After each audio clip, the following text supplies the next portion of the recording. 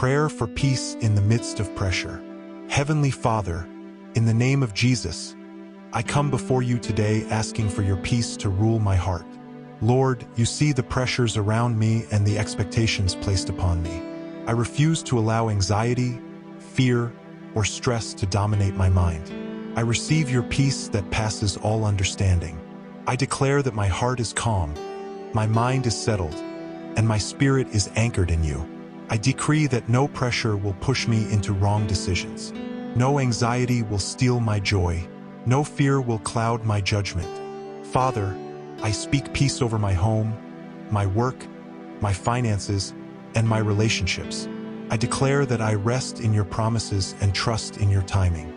Today, I walk in divine calm, emotional stability, and spiritual confidence, knowing that you are in control.